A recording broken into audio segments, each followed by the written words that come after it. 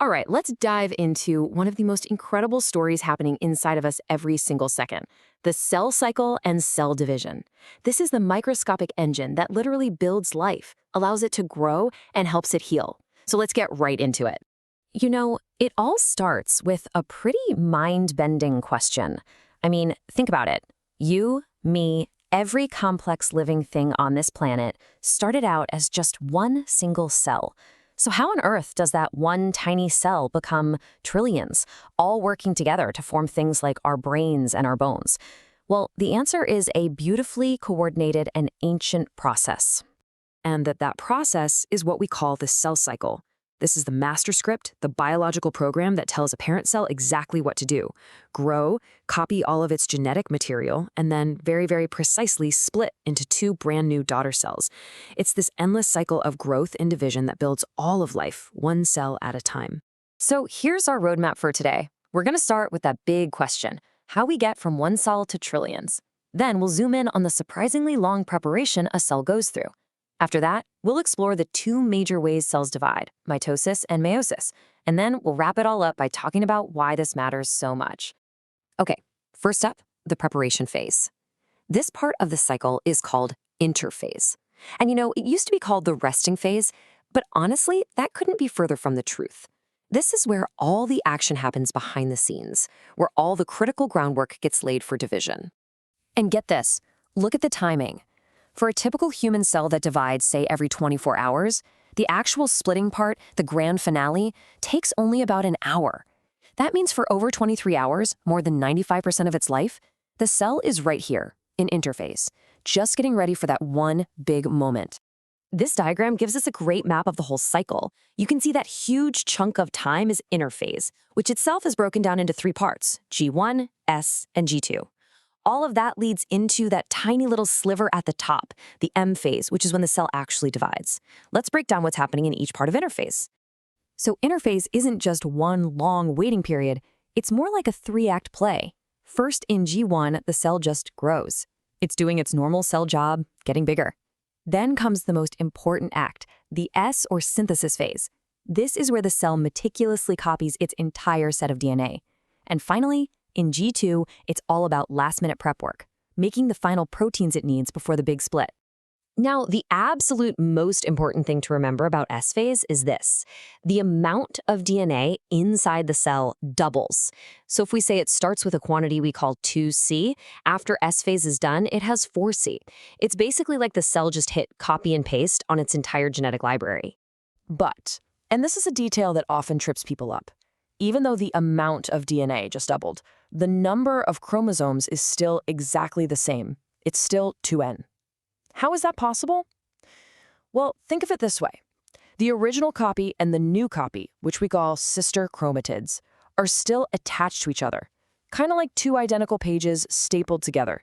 You've got double the paper, but it's still just one booklet. Now, not every cell in our body is constantly on this cycle. Some really specialized cells, like our heart muscle cells or neurons in our brain, actually hop off the cycle from G1 and enter this quiet state called G0. They're still alive and doing their jobs, but they've just stopped preparing to divide. All right, let's move on to the main event, the division itself.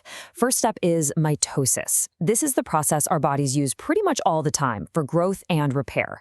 You can think of it as the cell's perfect copy machine, designed to make two daughter cells that are identical to the parent. The key term for mitosis is equational division, and it's called that for a really simple reason. The equation stays balanced. A parent cell that has, for example, 46 chromosomes will divide to produce two daughter cells that also have 46 chromosomes. It's a perfect, equal split. Mitosis is like this beautifully choreographed dance that happens in 4 acts. First, in prophase, all that long, stringy DNA coils up super tight into the classic X-shaped chromosomes we can actually see. Then, in metaphase, all of those chromosomes line up perfectly right down the middle of the cell. Then comes the drama in anaphase. Those sister chromatids get ripped apart, and each copy is pulled to opposite ends of the cell. And finally, in telophase, a new nucleus forms around each of those complete sets, and the cell gets ready to split for good. Okay, so that was mitosis. Now let's talk about the other type of division, meiosis. And if mitosis is a copy machine, then meiosis is a genetic shuffling machine. Its whole purpose is completely different. It's all about creating the gametes, the sperm and egg cells that we need for sexual reproduction. So unlike mitosis, meiosis is what we call a reduction division. The entire point is to take a diploid cell, that's a cell with 2 sets of chromosomes, and cut that number exactly in half, producing haploid cells with just 1 set. This is absolutely essential for sexual reproduction to work. Meiosis pulls this off with a few really clever tricks. It goes through 2 full rounds of division, back to back, but it only copies its DNA once.